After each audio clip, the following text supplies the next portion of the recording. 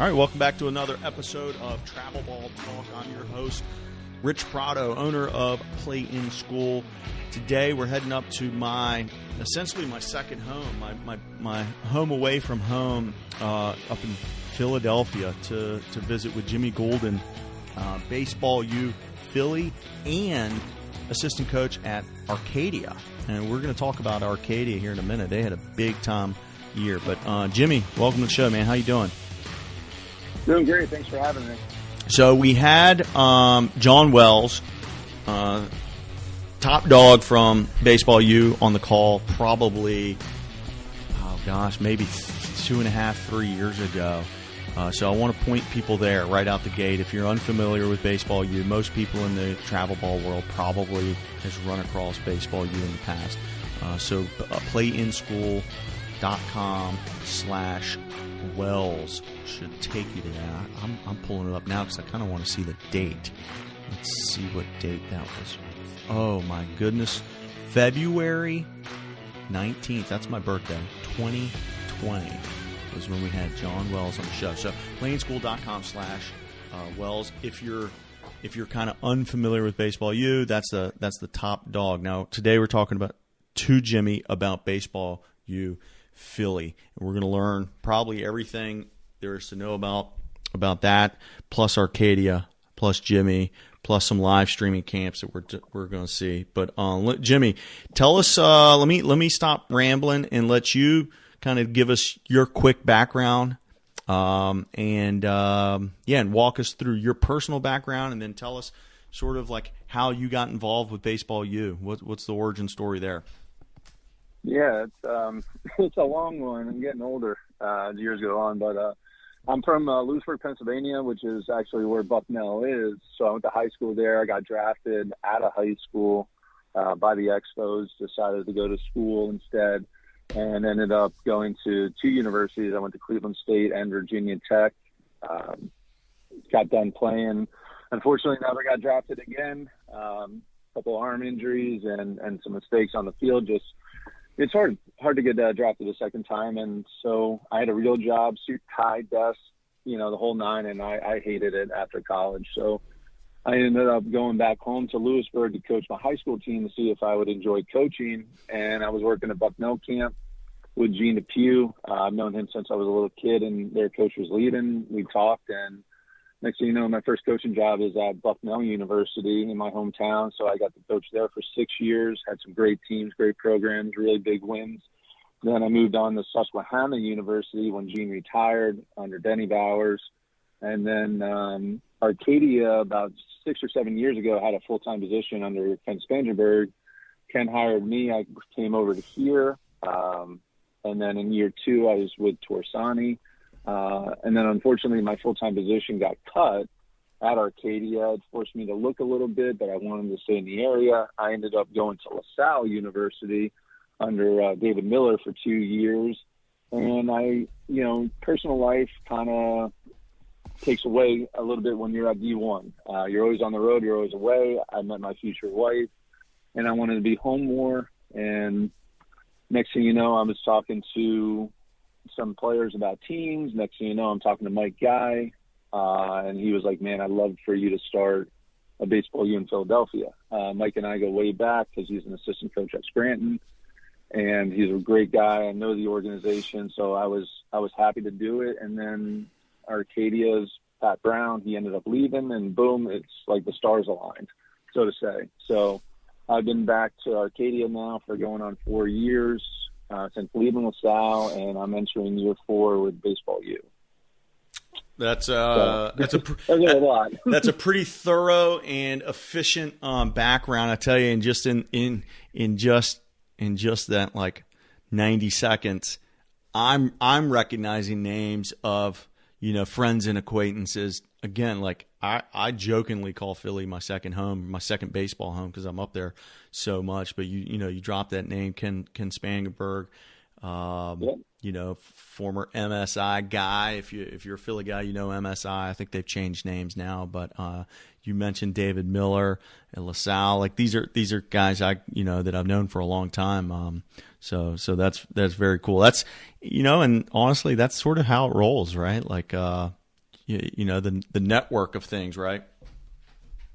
Yeah, and that's the one great thing I love about coaching in college. You meet so many good people, so many good coaches, and you really find that network within the coaching world. And next thing you know, you're working camps with them, you're working just doing, scouting events, and you start talking baseball. You start bouncing ideas off each other because, I'm not reinventing the wheel, and I don't think any other coaches. Baseball's been around for over 150 years. But if you take pieces from all these really good baseball minds, you can end up having a pretty good program. And I've been very fortunate to meet some of the best coaches in the country and pick their brains. So this is a unique scenario to have a current college baseball coach on the call, and you sort of alluded to a very important point that I think is worth reiterating, just in case there's some guy out there listening who's maybe thinking about going that track and he's sort of hemming and hawing. The amount of time on the road at the Division I level versus the D3 level is just exponential. Yes. And so you got to look yourself in the mirror and say, what do I want my life to look like for the next year, 5 years, 10 years? And people think I'm crazy for this next statement. I'm not looking to get into coaching, but if I was, if somebody said, hey, if you're going to coach at the college level here in the state of Virginia, maybe besides a UVA, maybe a couple other, like I'm looking at Randolph-Macon, I'm looking at Washington and Lee, I'm looking at Roanoke, right? Because these provide such a tremendous quality of life. And I happen to like my family. I kind of want to be around to see my kid grow up. And just knowing, Ray Hedrick up the road, he's the longtime head coach at Randolph-Macon. He's got young kids. He lives walking distance to campus. He sleeps in his bed probably 99% of the nights of the year. He doesn't have to, you know what I mean? Because he's not doing a flight to the West Coast to recruit a kid, or a weekend series in Florida where you got to leave on Thursday and you get back Monday morning at 2 a.m. It's not like that. It's a completely different quality of life, a different schedule. So any young coach who's looking at getting into the college game, you look at those things. Look at those things. So anyway, let's talk. Yeah. Go ahead. You had a. That's just funny. I was on because I'm the same. Like, since we've been on the phone, I'm already at our baseball field. I live 10 minutes away from the skip, and it's awesome. And that's the biggest thing. I have a wife now, Bridget. She actually likes being around me, and I like being around her. Like, I'm a big family person, and you try to create. Like for us, if you ever talk to Torsani, it's like, this is our Vanderbilt here at Arcadia. This is where we want to go to the College World Series. We want to be one of the best top 25 teams in the country every single year.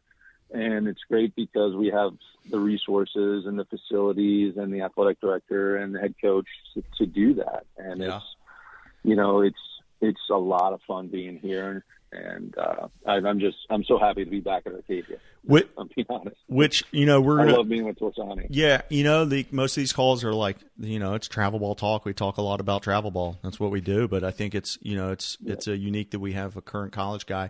You guys went, I believe I said, I'm actually on the Arcadia site now, 40-9 last year. 40-9 gets you to the playoffs. It gets you to a regional, super regional. That's a heck of a year. That's fun, man. There's nothing more fun than winning a lot of baseball games. I take so much of what we do at Arcadia and our structure, and I put that into our baseball U. And I think that's one of the reasons why we've gotten really popular in the Philadelphia area, is because I run this more like a college program. than your traditional travel showcase team. And people are seeing that. Kids are prepared for the next level. They move on to the next level, and they're ready to go instead of deer in the headlights once they step on campus their freshman year. Yeah. Yeah. We'll talk about travel ball in a second, but I think I want to hammer this point home because I know there's kids who are probably tuning into this. Let me tell you, 40-9 at the D3 level, go to a regional, super regional, compare that and contrast that to a D1, right? There's some D1s right there in your town, 5 minutes from you, that quite frankly will never play in a regional. They'll never play in a super regional. We don't need to call them out by name. That's just a fact. And you look at it and you go, well, that's cool that it's D1 and it probably felt good the day you tweeted it, but there are other options, and so obviously some talented players are coming your way. But I just want to I want kids to recognize that, look at that and say, don't get so hung up on that D1, 2, 3 thing. Like look at the whole picture from the entirety. And I'd prefer to go to a super regional and have a chance at the World Series with Arcadia than getting my teeth kicked in at some mid-major that you're never going to go to a playoff game or a regional. So anyway, I'd probably spend too much time on that, but whatever. Yeah, it's program. It's like with the College Advising side, it's find the best program for you, take away the ego so you can put on social media, D1, D2, whatever it is. It doesn't, to me, it's not about division. It's about what is the best program for you. And some guys, it is Division I. We have a lot of guys that moved on, and that was the best fit for them. And then other guys went D2, D3 because that was the best program and the best situation. Get an education, get that piece of paper, find that path to continue playing baseball. And it's at any level. I had some guys move on to JUCO because that was the best path for them. So it's stop worrying about what everybody else thinks and find out what's best for you as an individual, and stop worrying about everybody else. I completely agree with that last statement, 100%. Stop worrying about what everybody else is thinking. Just focus on you and make the decisions for you, the best in your life and your future. Man, that takes care of so much if you can just do that. Yeah, and then that's why, kids don't do that. And, well, there's a reason why there's thousands of kids in the portal because, they were chasing that give yourself a shot. Hey, I got an opportunity to play here, and say you do go to Division I, and, you get that opportunity, and that opportunity might not pan out, and next thing you know, you're in the portal. And so I think people get caught up on that, and they make the wrong decisions they make decisions for the wrong reasons on why they pick those schools. And that's why one of the reasons why I think we see a lot of people in the portal, one of many reasons why. That's a whole nother. Yeah, that's a whole topic. I do want to ask one question about that, not specifically about the portal, but about Arcadia. And this, not every school is going to even consider this, but are y'all the type of program that will look at the portal and find a guy that bounced back from a Division I program and come down and join your roster? Is that something that y'all can even consider and look at? It's funny because the one thing that we really, really learned this year is, and we always talk about as college coaches, it's culture. But this was, we didn't have the best individuals.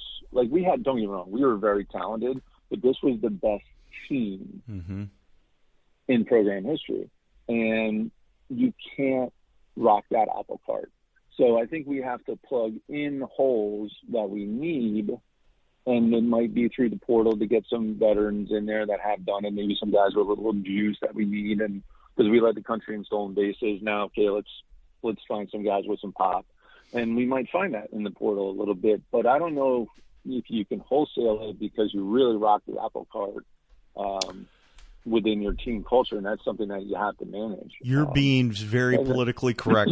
Let's so here's how I'm interpreting this. You're not you and your staff at Arcadia are not spending all day scouring the portal. If somebody calls you, you're going to take the phone call. Is that it? Did I sort of translate what you were saying into layman's terms? Yeah. Okay. And then we got to do our homework on the kid, just like everybody else. Yeah. Like just because he might throw 92 miles an hour, it doesn't mean he's going to fit in with us. Right. And also we're looking at longevity. So like, our staff's going to be on the road this weekend recruiting, and we're recruiting high school kids. Yeah. So, but now, like, if I was ever taking over a program that was maybe a 10-win program, yeah, I might be hunting that portal a little bit more because I can bring in some veterans and get some impact right away. So Yes. if you ever have to take over a program and redo it, this really is the time to do it. I tell you what, I think there's some programs that, as opposed to you getting in the car to drive over to Diamond Nation and to camp out all weekend, there's some programs that probably might spend their time better just sitting on the computer looking at the portal. Especially right now, we're recording this. It's towards the end of August. You would know better than me, but I think there's like a couple thousand kids still in the portal that aren't placed. Does that sound kind of close? Do you know? Me personally, I don't get on the portal. I let Coach Dorsani Yeah. and Coach Tice take care of that. For me, I'm a little more surgical with the recruiting just because I have baseball U. So that does take up a lot of my personal time within the recruiting. So I'm not as involved as before where I was a recruiting coordinator. But like our teams over at this tournament, okay, I stay and I watch and, kind of double dip a little bit. I'm there. See who we're playing, talk to the other coach. Talk about, because again, we don't have many current college coaches come on this show. Talk about that sort of having to wear, or not having to, getting to wear two separate hats when you go to an event with baseball U on your chest, but you're also obviously keeping your eyes open for Arcadia. Talk about that experience a little bit. I'll be honest with you, I like it a lot more because I'm more on the ground floor. I can hear the kids in the dugout. I can talk to the coach during the game or before or after and really get to know the kids and know the programs and see them play in a game and watch them in between innings. Okay, how does he react in the dugout where if I'm, sitting behind home plate, I'm going to be able to see how he reacts to striking out or, giving up a big hit or having a tough outing. And those are things that, for me as a coach, is so important because I want to see how that kid handles adversity. I want to see him on his bad day, not his good day. And I can see more. Yeah, so you feel like crossing through the chain link fence gives you just a little bit better perspective than sitting up in the bleachers, like you would on a regular recruiting weekend as an Arcadia coach. Oh yeah, and then even to go further than that, since now, like most of my kids spread out throughout the whole entire area of Philadelphia. Like I know more high school kids in our area than I ever have before. Yeah. Just coaching, and then we sit down, and Philadelphia baseball is insanely good. The SOL is just I think it's one of the best high school leagues in the country. And they got kids, each game, like, you got Weaver blowing 96 going up against Colin Williams, who's a lefty throwing 92. Mitrovic over there, he's going Elon. He's throwing 92. Yeah. His teammates, Falcon and Fang, who both played for, all three of those guys played for me. One's going to Harvard, one's going to Elon, and one just committed to Pitt this year. Yep. And so baseball in the Philadelphia area, that's just the SOL. That doesn't even include the Catholic leagues. Oh, and the Catholic league up there is insane. So good. Yeah, me and LaSalle Worman's doing a great job over there. Worm's a stud, man. Worm's a stud. Yeah, and then you have the Interact. It's amazing baseball in Philadelphia, and there's just so many good players, and it's so much fun just going to a high school game because, it's tremendous baseball. And good guys, like really good, like the coaches, the staffs are good baseball guys up there. Which is probably a big reason why the baseball has gotten so good in that pocket. because it's not like that in every. I mean, I don't know. It's not like that in every pocket. But Philly's a big city. You know what I mean? Big city equals tons of. Obviously you got population density. I think maybe that's a little piece of it, where you just have more to choose from. But man, remember, gosh, I mean, you can't forget those Siani kids from up there from a couple years ago. What was it, 4th rounder and a 2nd rounder, or sandwich pick or something? The 2 older brothers and 3rd brother. Oh yeah, and the 3rd brother was a stud too. The little one, the little left. Yeah, I mean it's just the name goes on and on. It's crazy, how saturated. And it's not just good; it's really, really good players. Some of the best players in the country are coming from in this area. And you are right. Some of these high school coaches, I could probably fire off 8 high school coaches' names that could easily be a college coach. Definitely. And, a guy like Werman, and start with Werman right there at the top, right? He's got a better resume than most college coaches. But he does a tremendous job. He gets kids prepared. And I think the other thing is they're active in the recruiting. So I work closely. I think that's one thing that we do better than most is we work with these high school coaches, not against them. And I think that's helps the kid, where if I can pull my resources, pull Werman's resources, it helps. Or Pacey over at Pennsbury, Toner at Neshaminy, Stram over at Council Rock. Kevin Monero does a great job at North Penn.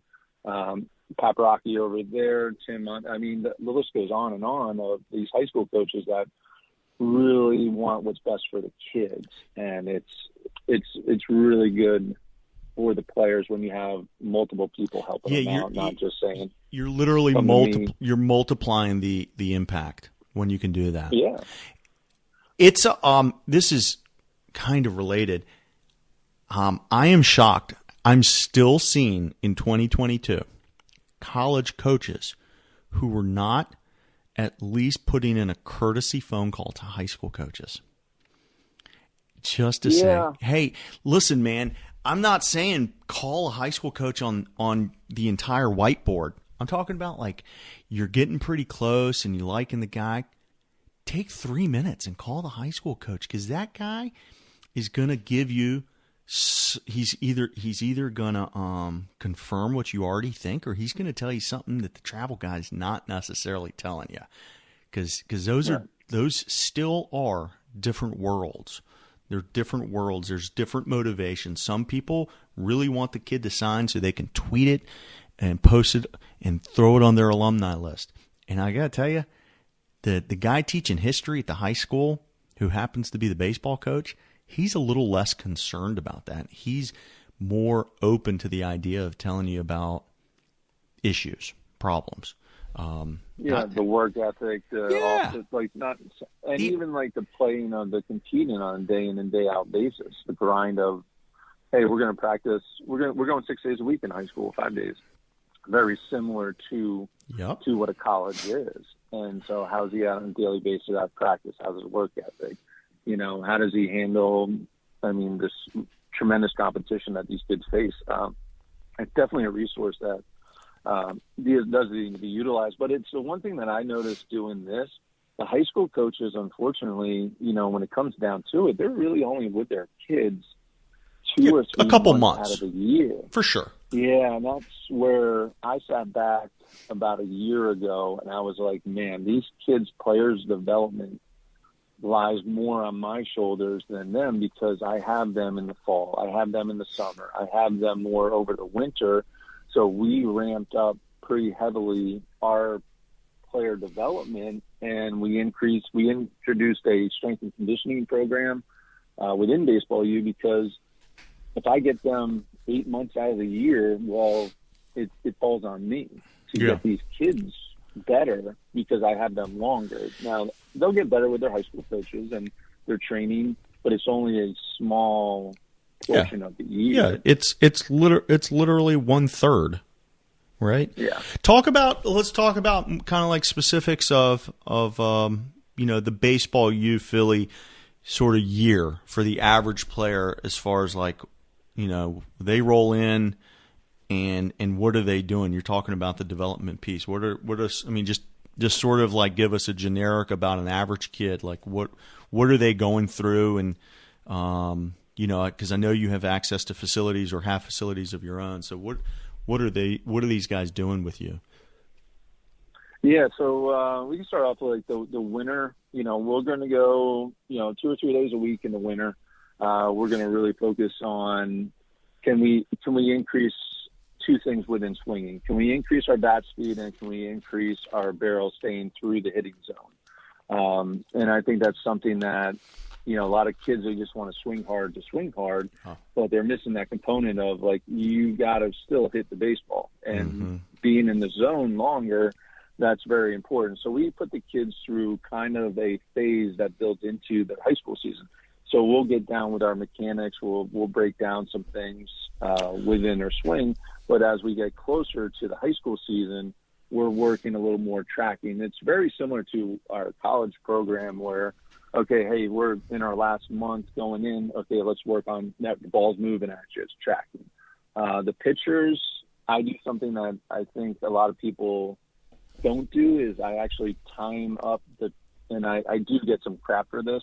But I see kids in November, December, in January, they're doing running guns and weighted balls and everything like that. And it's just like, what are you ramping up for? Your high school season isn't for another 3 months. Right. So we do have a shutdown period where we do work on functional movement. Not saying we don't work on pitching, but we work on functional movement, how the body works, and the kinetic chain. So that way we're utilizing our body efficiently. Then we'll do a ramp-up program.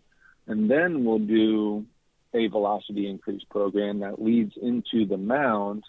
And then, boom, they're ready to go day one in a very safe manner for their first day of high school.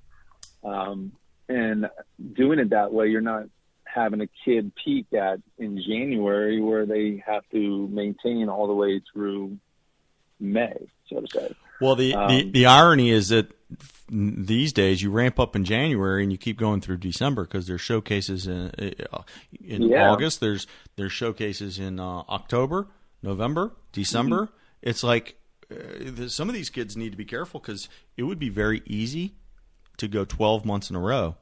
And then, by the way, do that 3 times in a row, and you're at 36 months with barely a rest. Crazy. I'm shocked that there's arm injuries. You know what I mean? Shocked. Yeah, and you have to individualize the program. You can't just wholesale. Like that kid that might not pitch his high school season. Well, he needs something different than the next kid that's rolling out 1 start a week and throwing 100 pitches. Yeah. So, and I think that's where one thing that you have to really individualize each kid's training because everybody's different. Their size is different. Their strength is different. Can you put a weighted ball in a high school kid's hand? Yes, but is he strong enough to do it? The kid that's 6 foot and 120 pounds, well, yeah, he might not be strong enough to put a 7-ounce ball in his hand. So what can we do, for his player development? Well, we need to talk about nutrition. We need to talk about getting in the weight room a little bit more, and do other things to help him out. And I think that's one thing that we do a pretty good job of is we just don't cookie cut our program. Our program is individual based needs. So you get to the end of the winter. These guys have been in there with you. You ramp them up and get them prepped for high school season. You lose them. Mm-hmm. And basically sometime in May, they begin to trickle back in, depending on, usually depends on how good their high school team is and if they're making a state title run. But they start trickling back to you, and you jump into the summer circuit. Now, You guys have the advantage of there's a lot of baseball in Philly. So what's y'all's typical summer look like? Yeah, we changed it this year because that's the one thing I think is very hard is to find the right event for the right reasons. And what we did this year was we went into a little less team camp, which I do love the team camp. I will go to St. Joe's with my guys. Wheels and Fritz and Brownie did do a great job with their team camp. So Wheels is the grandfather of team camps. Anybody who knows the phrase team camp is synonymous with Ryan Wheeler. He's By the way, I played for Wheels at William and Mary, so I go way back with him. He recruited me. Him and Jim Farr recruited me at William and Mary. Yeah. Great guys. But I like starting off the summer with that. Get on coaches' radars because they got, anytime between 10 and 18 colleges there. Then we do go over to Diamond Nation for Super 17 because that is a tremendous event with a lot of college coaches. How far is that from you? Our guys, 40 minutes. It's not far. It's beautiful. It's like beautiful because you can sleep in your own bed.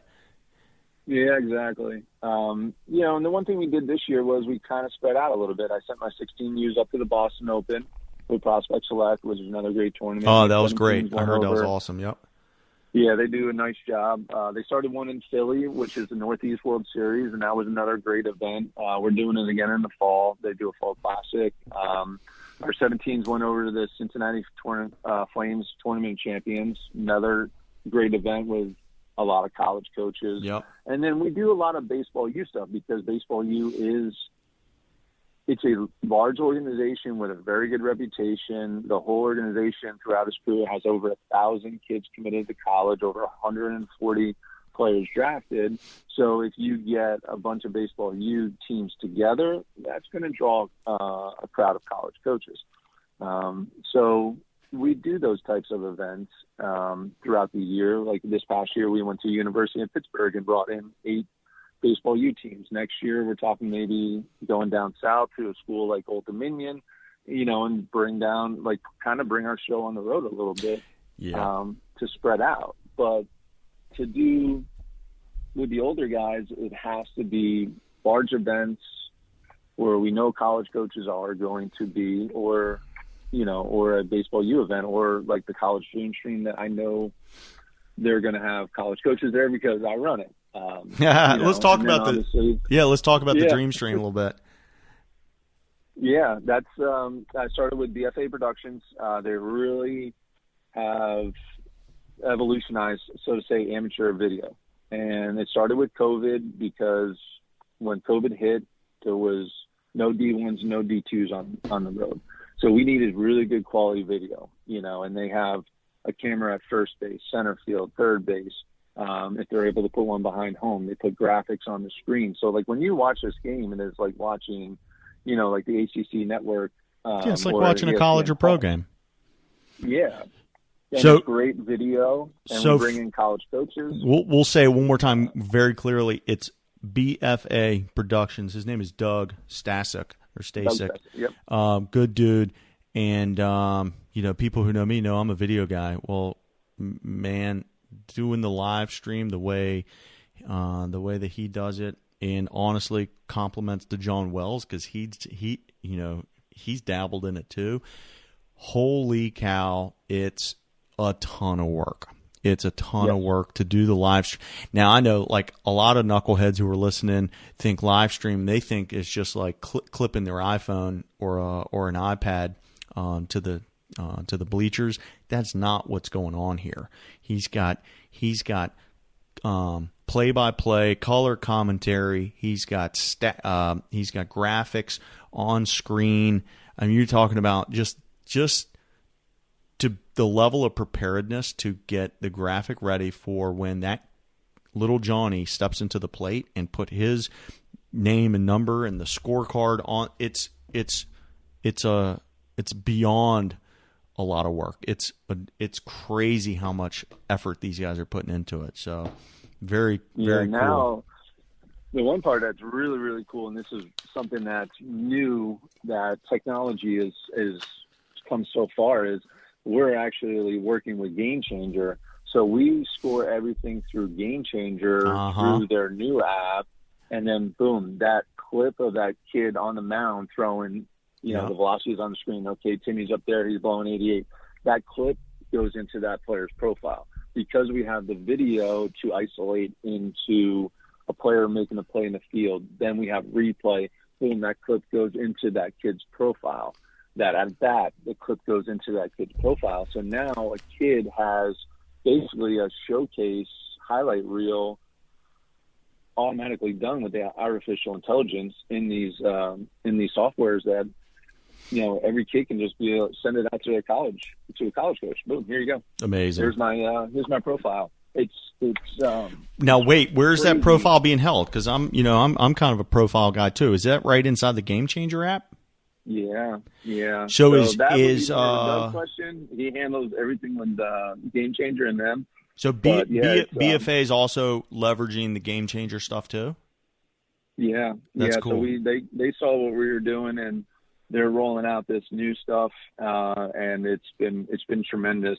It helps with the scoring. It helps, with the video. It helps with the kids' profiles. It just does so much. When we're done with our event, the lasting effects are for years to come. It's the video for recruiting video. It's the player profile. It's not just, hey, you win a plastic trophy and you move on. And I think that's where the tournaments have gotten very, very popular. Like, we started this year and we've already sold out our older teams in the fall, and we've doubled in size. Now we don't want to run like a 40 to 80, because you lose the quality. We don't have that much production company, but now we can run 12 teams, 2 production companies, 2 fields, and make it a really good event and bring in the college coaches. That's awesome. Yeah, it's pretty cool. So again, they're called the Dream Stream. College Dream Stream, and you're heading those up, partnered up with BFA Production right there, and they're right there in your backyard in the Philly area. So if you go to the Baseball U website, you'll see a tab along the top. I was just on it, that says Dream Stream. If you've got a team and you're looking, if this sounds kind of interesting to you, you can click on that Dream Stream. Go to Baseball U Philly, click on Dream Stream, and you'll see some of the events. Some of them are sold out. You already have the dates for next summer, or are these this summer's events? No, the dates, the ones that are up there now are for the fall. I'll be working on the summer dates soon, and that's, the one thing we talked about a little bit before the show was, getting the best players. So, like, one thing we want to do this summer is, hey, let's take the top travel organizations in the Philadelphia area and let's put them on one field with the production company and make it a really quality, not quantity event. And I think that's one thing we try to do is quality over quantity. And if you have the 6 to 8 best travel teams in Philadelphia, guess what? That's going to bring the college coaches. We go over to Jersey, we do that over there. That's going to draw in the college coaches, because we're always trying to find, like, it's easy to go to Boston or Georgia or Florida and go to PBR, but it's like that's only 50 to 75% of events in the summer. Like, what are they doing for the other 50%? Mm-hmm. And looking toward good events to recruit at. This is going to become This is going to become a great way to differentiate your event versus another event. Many of the events you go to, if you were to take the logo of the brand of whoever's hosting that event, if you remove that, you wouldn't be able to tell one from the other, right? It's basically the same teams playing each other. There's a handful of college coaches there, but, like, what's the differentiator? Well, they're all played on college fields, right? Like, so it's like they've become so similar, every single one of them. So I like the idea of finding ways to add value for your customer. In this case, it's the team that's coming. That added value is awesome. So good for you, man. I think this is cool. And again, these are like 6 and 8 teams. This is not 45 teams in an event. So I like that. I've talked about that for a long time, and that's like John Wells style. I mean, he's come down here and teamed up with Rich Graham from the Cardinals, and they'll head up to Virginia Tech, and they'll have 6 teams. And to me, I consider that sort of like precision marketing as opposed to mass marketing, if that makes any sense, right? Like, if you go get 6 equally talented teams and put those 6 teams on a field of a program where those 6 teams worth of players like match up really well. Like this same concept works at the Division III level. Like you go find 6 teams worth of Division III players, you put it on the field, at Randolph-Macon or at Arcadia or wherever. Man, it's going to be a hit. It's going to be a hit, and it's going to really help the kids and help the coaches. So I love it. Yeah, and especially now there's so many different travel teams out there. I mean, I can drive 20 minutes down the road in the Philadelphia area, and I'll pass 5 to 10 teams. And I think that's sometimes as a college coach, you're trying to sit there and you're wondering okay, I'm going to go see the usual suspects, but then it's hard to get to everybody because a team pops up every single year that you never heard of before, and guess what? They might have 1 or 2 players that are halfway decent that you're trying to find. So this way, it's okay, all the boom, one location, here you go, here it is, and it's I think going to help out with these players, and that's what it's all about. Is if you put the player first in any type of coaching or sport you do, it's if you're doing that first, then you're doing it for the right reasons, and that's what we're trying to do. Right on. Well, I should have mentioned this towards the beginning, but it's baseballupaphilly.com. That's a mouthful of a website. I'll say it again. Baseball U as in the letter U, the letter PA for Pennsylvania, and then Philly. baseballupaphilly.com. And the Twitter is baseballuphilly. You forgot to put the PA in there. Baseball. Yeah. Yeah. The PA makes it a mouthful, but that's all right. That's cool. Hopefully people can track you down and see some of this stuff we're talking about. I want to we're starting to push towards time that I've got to start wrapping up, but I want to transition and ask you one of these questions I sent ahead of time. I'm going to ask you 2 of them. One's a quick question. Okay. What book or movie or website do you think every coach should be reading from or learning from? I'll tell you what, and I learned this from Torsani when he first came here at Arcadia, is the One Pitch Warrior. And he went through 5 back-year data with all our games, and he sat there, and it was tremendous when he had his first meeting, and this was my first time coaching with him, was, hey, when we scored first, we won this percentage of games. If we scored and had a shutdown inning, we won this percentage of games. And everything, having a shutdown inning, having to answer back a big inning, quality at bats at certain percentage, and the whole concept was, it was creating a belief. So I actually ended up, one of my former players, Jake Lloyd, who coaches for me at Baseball U, we sat and we talked a little bit about his experience, and what he told me, and this was actually a couple weeks ago, the belief it instilled in our players that, hey, if we give up some runs and all we have to do is answer back, we know we have a chance of winning. And, hey, we scored and we have a shutdown inning. It instilled a belief in our players to play the game within the game, that we were never out of the game.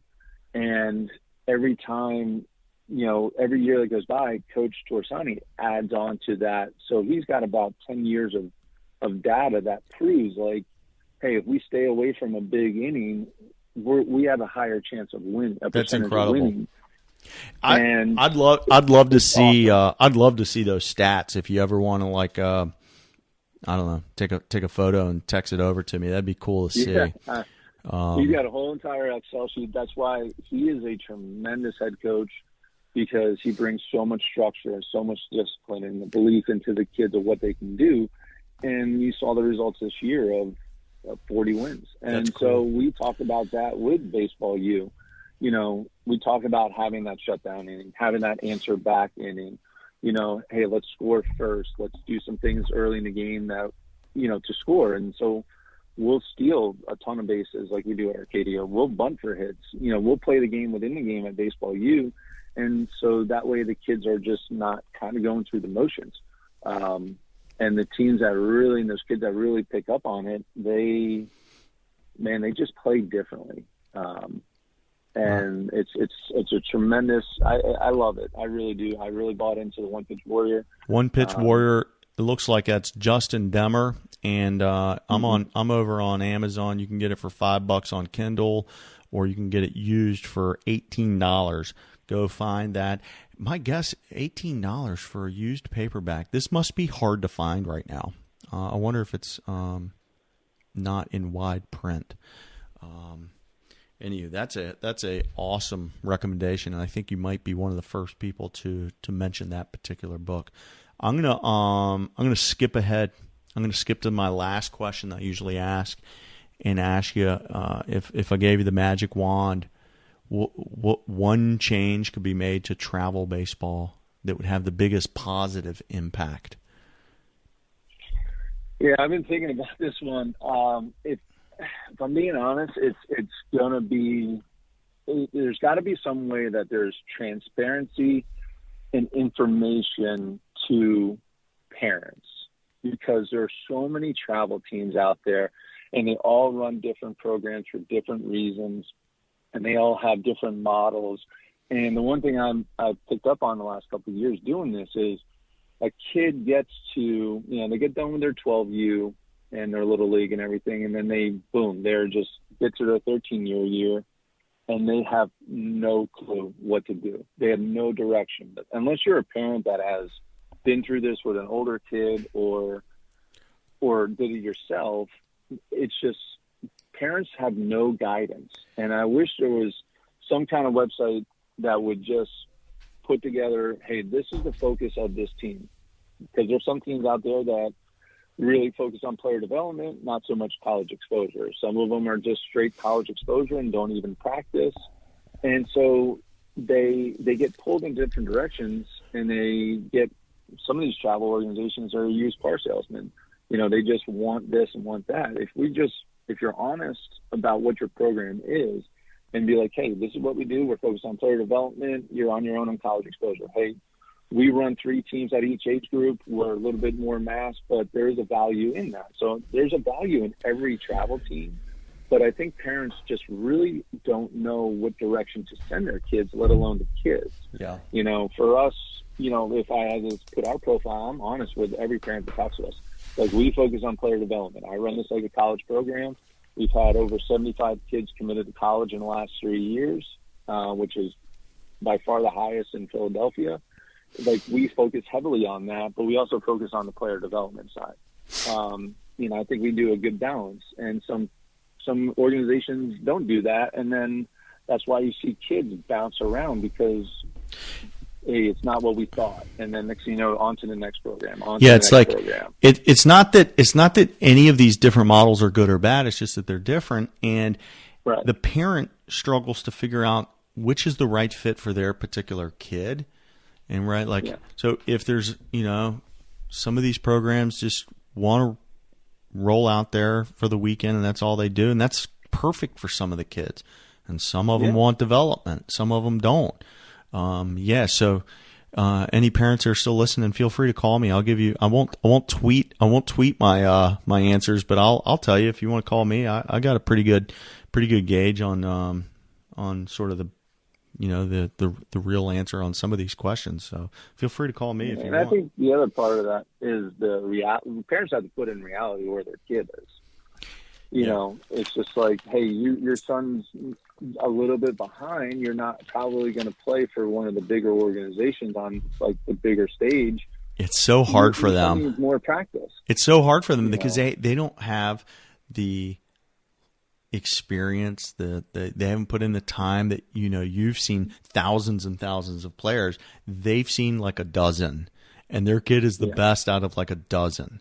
So it's really hard for them. There's just total lack of perspective, which is why getting people in your corner, whether you play for them or not, like you don't have to play for them, but you need them in your corner. You need your executive team, if you will, so that they can mentor you. And man, it's not that there's a lack of information out there. There's so much information that it's almost like I think some parents get paralyzed by the the vast amount of information. I almost think it's what do they say? Paralysis by analysis sometimes.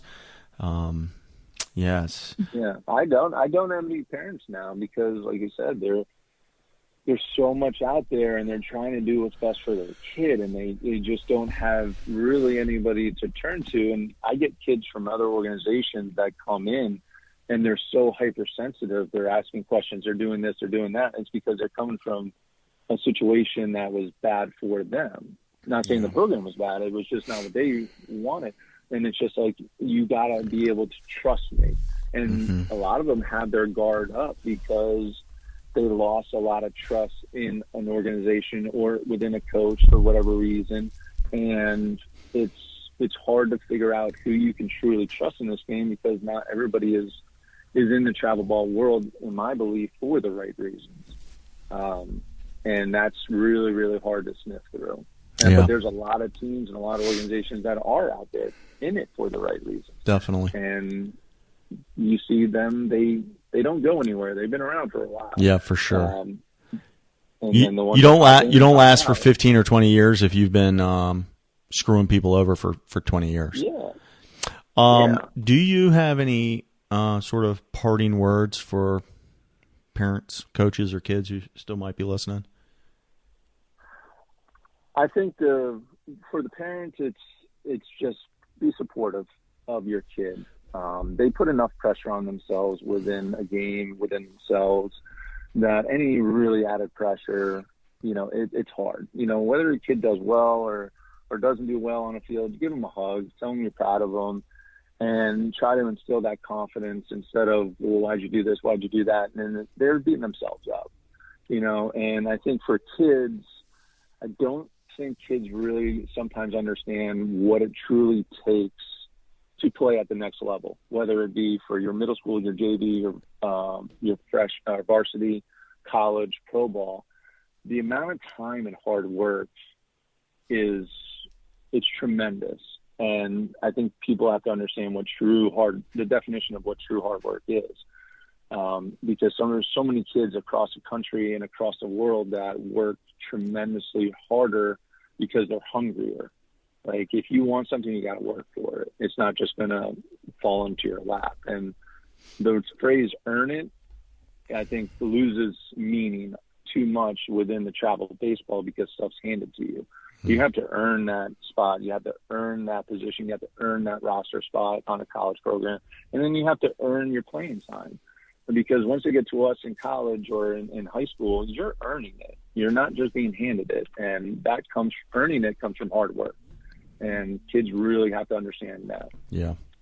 It's such a weird thing. Like, all these kids, they say they want to play college baseball. There's no way to test drive it, right? Like, they say they want this thing that there's no way to know if they actually want it. I'm always comparing. Like, I say I want to drive a BMW. Guess what? I can go test drive that. I can borrow my friends. I can rent one. Yeah. Like I can find out if I actually want this thing, or maybe it doesn't feel good on. Maybe I don't like it actually. Maybe I want a Mercedes, right? There's no way to do that with college baseball. It's and for the college guys, there's no way to do it with pro baseball. You're just thrown right into the frying pan, or whatever they say. It's you trial by fire. It's definitely a weird thing to covet this thing that you have no idea if you actually will enjoy. With that being said, thanks for coming on. Don't hang up, but I'm going to stop the recording. This has been good. I love getting perspective of current travel ball coach and current college coach. Haven't done that in a while. I think one of my first guests ever was the Hall of Famer Tim Nyman. Yep. I know he's a buddy of yours too, and head coach over at DeSales, and great man, and head guy of a Pride of the Diamond, POD.